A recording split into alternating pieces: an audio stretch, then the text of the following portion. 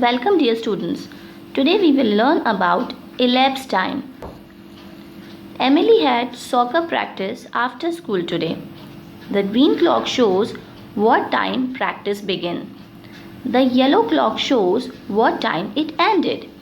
How much time did Emily spend in soccer practice today? In this example, there is a situation in which a girl Emily had started the soccer practice and finished it at 6:30. We have to find out that for how much time will she be doing the practice.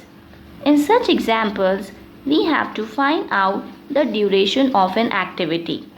This duration of activity is known as elapsed time. So the amount of time that passes from the start of an event to its finish is called elapsed time. To find out how to calculate elapsed time, we have a formula. Elapsed time can be calculated by subtracting end time minus start time. Let us look at Emily's problem now. The time at which Emily started the soccer practice was 3 o'clock and she finished at 6:30. To find out the duration or the elapsed time, we need to do subtraction. That is end time, which is 6:30, minus start time, which is 3 o'clock. When we are going to do subtraction of time, we need to subtract hours from hours and minutes from minutes. This is simple subtraction of time. So when we are going to do the subtraction, we will get 30 minutes and 3 hours. It means Emily spent 3 hours 30 minutes for her practice today. There are some situations in which we need to find out the start time also.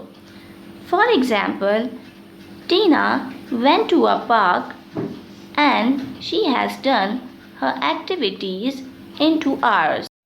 Now she returned home at 6:23 p.m.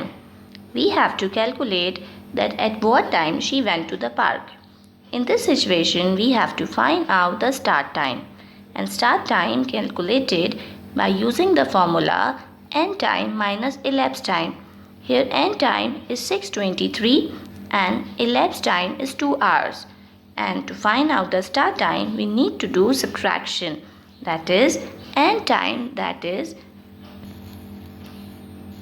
6:23 minus elapsed time. Elapsed time is 2 hours here, that is 2:00. Now this is simple subtraction of time, which is 23 minus 0 gives you 23 and 6 minus 2 gives you 4. It means Tina went to the park at 4:23 p.m.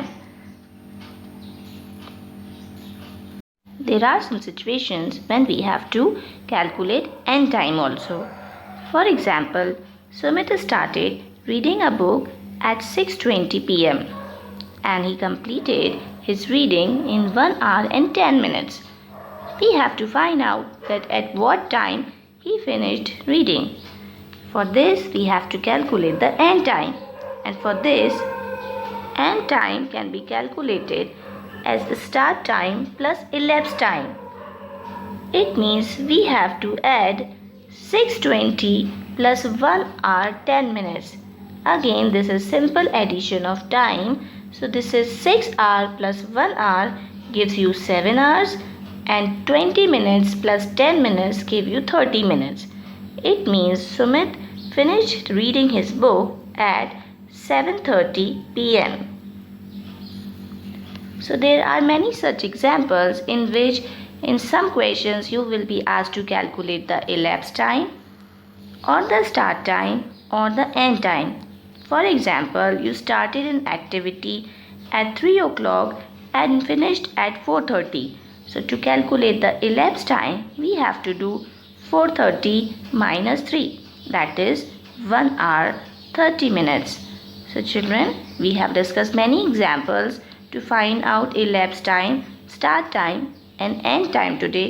try to practice more questions based on this concept. Thank you for watching.